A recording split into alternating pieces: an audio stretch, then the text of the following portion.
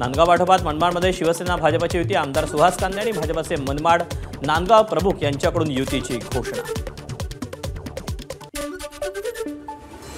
सिंधुदुर्गच्या कणकवलीत भाजप कार्यालयावरील बॅनरवरून एकनाथ शिंदेंचा फोटो हटवला। तळकोकणात महायुतीची शक्यता मावळली, भाजप राष्ट्रवादी एकत्र लढणार।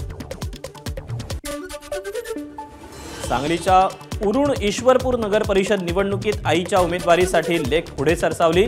प्रभाग क्रमांक 5 मधून माजी नगरसेविका उषा मोरे यांना पक्षातून जरी यावेळी तिकीट मिळालं नसलं तरी त्यांनी आपला अपक्ष अर्ज मुलगी डॉक्टर नीता मोरे यांच्या पुढाकारातून दाखल केला।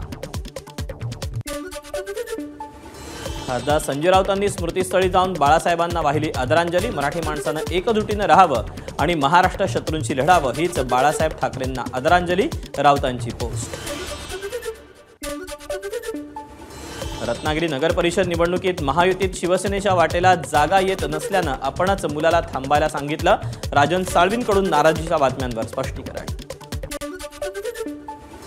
रत्नागिरीतील प्रभाग क्रमांक 15 मधील उमेदवारीचा निर्णय राजन साळवींनी विचारूनच घेतला। मंत्री उदय सामंत यांची प्रतिक्रिया। तर राजन साळवींच्या मुलावर भविष्यात कोणताही अन्याय होणार नाही, सामंतांची ग्वाही। अहिल्यानगरमधील कोपर गावात बिबट्याचा मुक्त संचार। सांदे कसारे आणि सोनेवाडी परिसरात 2 बिबट्यांचा मुक्त संचार। बिबट्यांच्या वाढत्या हल्ल्यांसंदर्भात वनमंत्री गणेश नाईक यांची वन अधिकाऱ्यांसोबत बैठक। बिबट्यांची नसबंदी करण्याची परवानगी मिळाली असल्याची वनमंत्री गणेश नाईक यांची माहिती। उत्तर प्रदेशचे मुख्यमंत्री योगी आदित्यनाथ यांनी बाळासाहेबांना स्मृतिदिनानिमित्त वाहिली श्रद्धांजली। योगींकडून पोस्ट करून बाळासाहेबांना आदरांजली।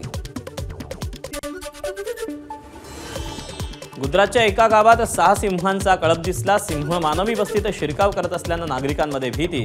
हे सिंह गिरच्या जंगलातले आहेत, जिथे त्यांची संख्या वाढते आणि शिकार मिळत नसल्यानं ते नागरी वस्तीत प्रवेश करून पाळीव प्राण्यांची शिकार करतात। काँग्रेसच्या महासचिव आणि खासदार प्रियंका गांधींचे पती रॉबर्ट वाड्रा यांनी बिहार विधानसभा निवडणूक पुन्हा घेण्याची मागणी केली। देशातलं पहिलं बुलेट ट्रेनचं स्टेशन पूर्ण। पंतप्रधान नरेंद्र मोदी यांनी सुरतमधील बुलेट ट्रेन स्टेशनला दिली भेट। मानेच्या दुखापतीमुळे रुग्णालयात दाखल झालेल्या शुभमन गिलला डिस्चार्ज, मात्र डॉक्टरांकडून काही काळ आरामाचा सल्ला। शुभमन गिल दुसऱ्या कसोटीत खेळण्याबाबत साशंकता। एबीपी माझा, उघडा डोळे बघा नीट।